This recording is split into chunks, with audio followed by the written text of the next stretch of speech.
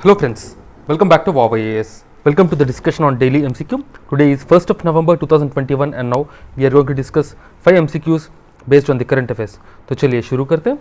But first let us look at the question that was asked on Saturday, and the question was, which of the following comprises the core industries? Okay, first one crude oil, next natural gas, third one cement, fourth steel and fifth fertilizer. You have to choose the correct option, and for this question the correct option is D, 1, 2, 3, 4 and 5, because if you see core industries, there are total of 8 core industries.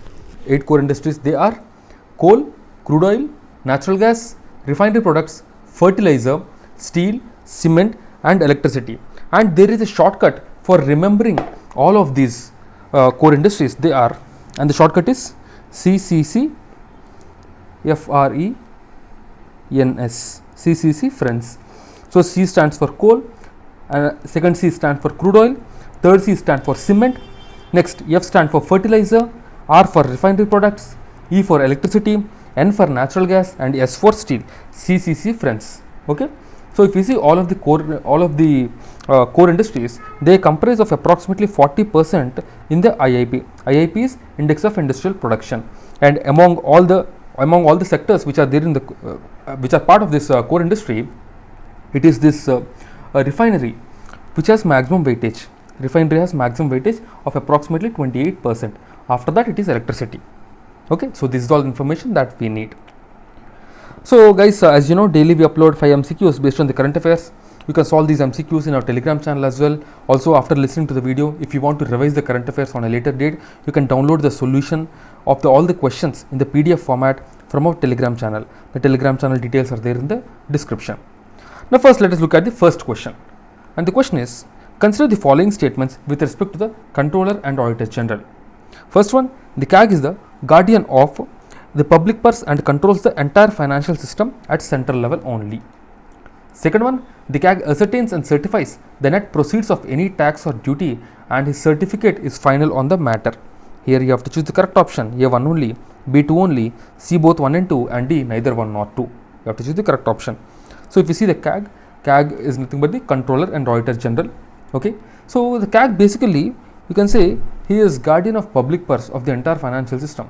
He is guardian, but he is guardian of both the center as well as the state. Here it is given in the first statement that he is guardian of central level only. So the first statement is wrong. But the second statement, if you see, CAG ascertains and certifies the net proceeds of any tax or duty, and his certificate is final on the matter. This is the right statement. So the correct option is B, 2 only. So CAG is a constitutional body. So recently the Controller and Auditor General of India and Controller and Auditor General of the Maldives have signed an MOU to strengthen the audit process of the public finance. So CAG basically is an independent office in the Constitution, and it is in chapter 5 under part 5 of the Constitution.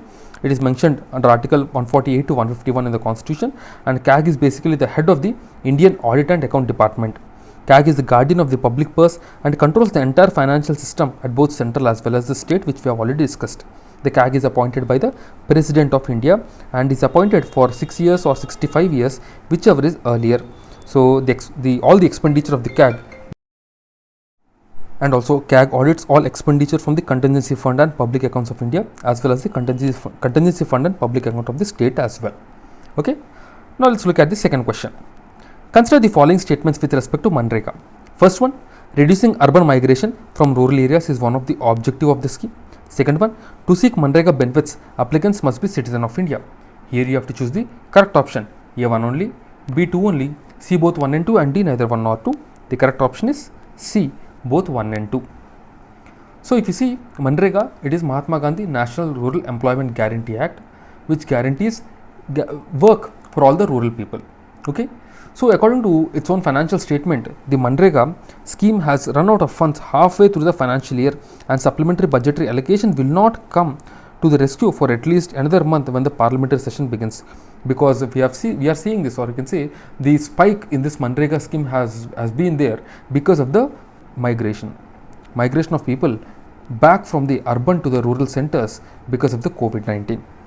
And the scheme MGNREGA, if you see, it was introduced in 2005 as a social measure to guarantee the right for work. The key tenet of this social measure is that the local government will have to legally provide at least 100 days of work 100 days of wage employment in the rural India to enhance their quality of life. Remember this 100 days of work. Okay, and also it proactively ensures social inclusion by strengthening the livelihood base of rural people, and it reduces urban migration from rural areas. And the eligibility criteria, if you see, the person has to be citizen of India to seek the MGNREGA benefits, and he has to complete 18 years of age, and the applicant must be part of the local household, and the applicant must be volunteer for unskilled labor.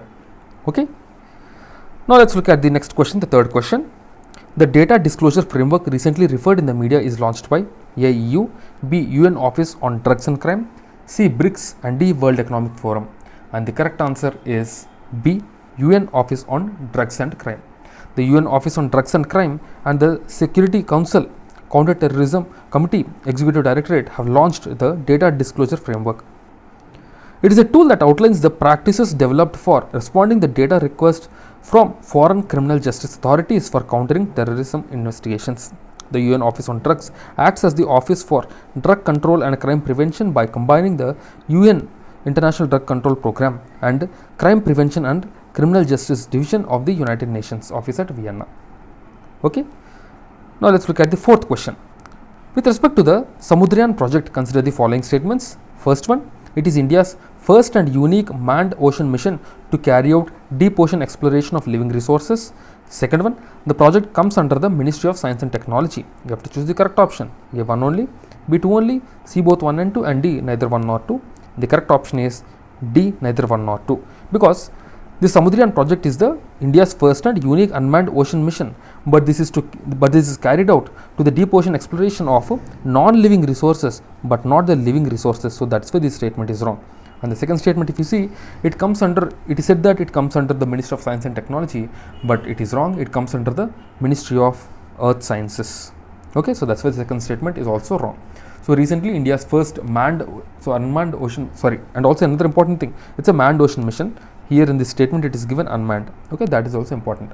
So this Samudrayan Project is India's first manned mission, launched by the Union Minister of State, Dr. Jitendra Singh, at the National Institute of Ocean Technology in Chennai.